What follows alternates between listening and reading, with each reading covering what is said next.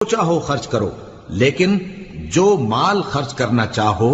وہ درجہ بدرجہ اہل استحقاق یعنی ماں باپ کو اور قریب کے رشتہ داروں کو اور یتیموں کو اور محتاجوں کو اور مسافروں کو سب کو دو،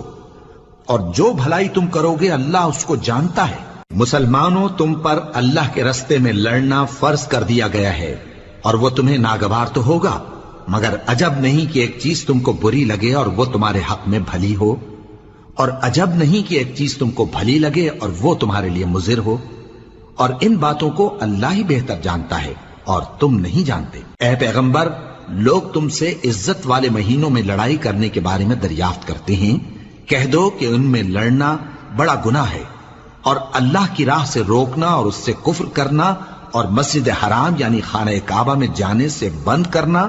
اور اہل مسجد کو اس میں سے نکال دینا جو یہ کفار کرتے ہیں،